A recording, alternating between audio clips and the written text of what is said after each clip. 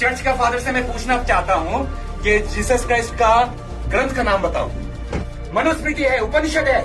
हम कोई भी क्रिश्चियनों का बाइबल को फॉलो नहीं करेंगे। Am I clear? जय श्री राम। जय Shri Ram. Jesus Christ is not ours. Mother Mary, Jesus Christ को पैदा करने वाला मदर मैरी कैसे प्रेग्नेंट हुई थी बताओ।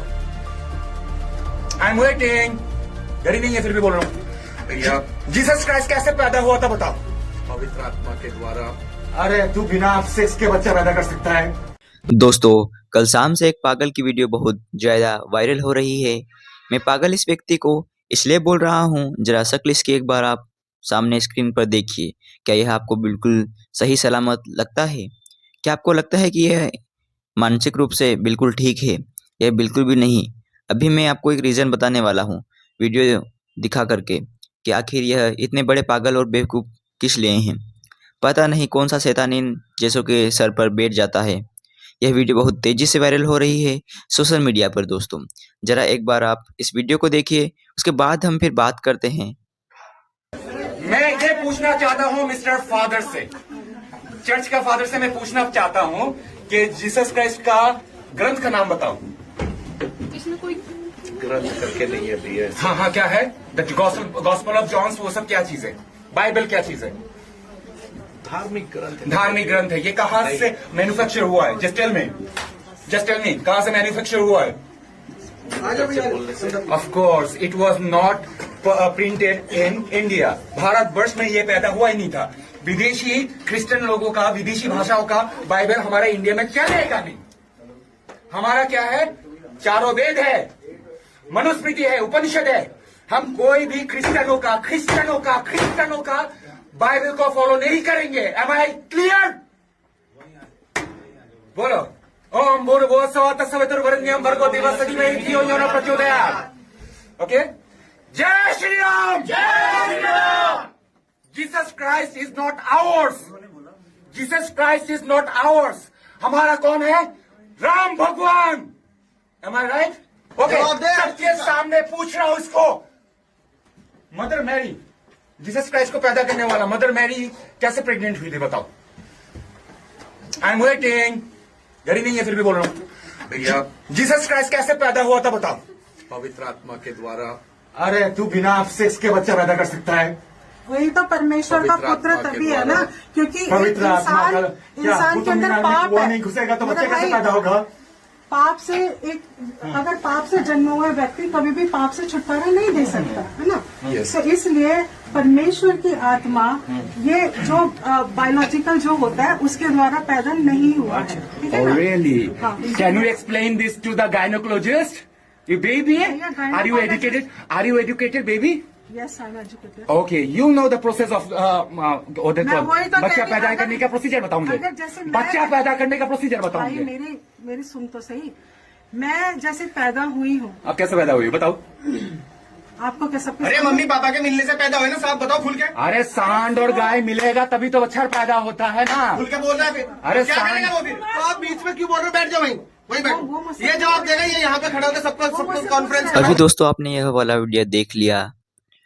मैं आपको बताना चाहता हूँ कि यह एक चर्च है जहाँ पर एक पास्टर प्रीच कर रहे थे और वहाँ पर यह लोग मुंह उठा करके जैसे यह पहुँच जाते हैं हर जगह, क्योंकि काम धंधा तो इनको नहीं दिया है सरकार ने।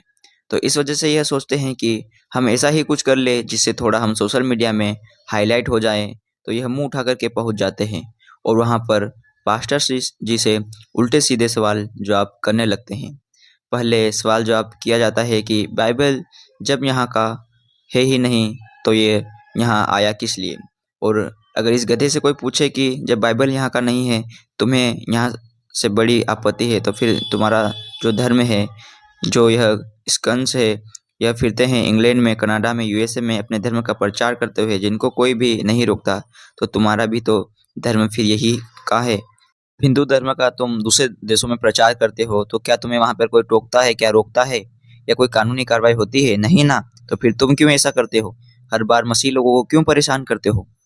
दोस्तों, मतलब इनका मानना ये है कि क्रिश्चियन लोगों की बाइबल यहाँ पर नहीं आनी चाहिए। बाकी अपना मुंह उठा करके, बोरिया बिस्तरा उठा करके कहीं पर भी ये लोग जा सकते हैं और अपना प्रचार कर सकते हैं।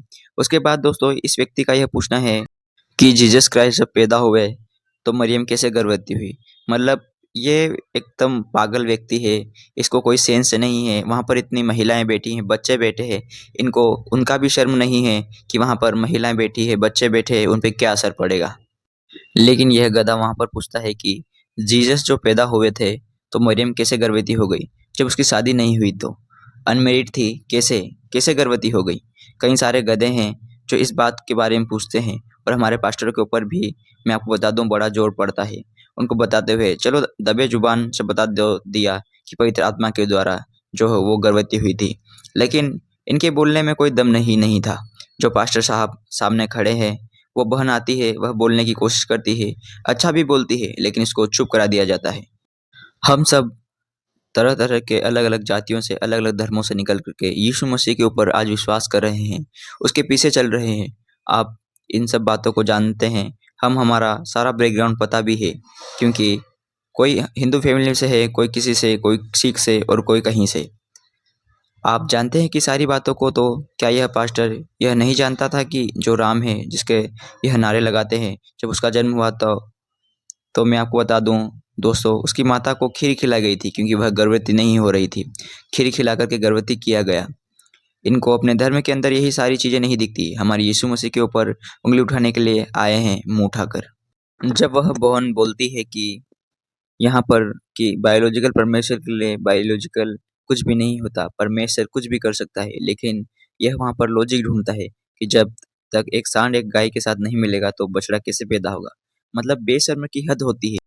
आपने पूरी वीडियो को देखा, इसलिए मैंने पूरा वीडियो आपके सामने चलाया है। बहुत साफ सुथरा और बहुत अच्छे से जो है आवाज़ इस वीडियो में आपने सुनी है, देखी है।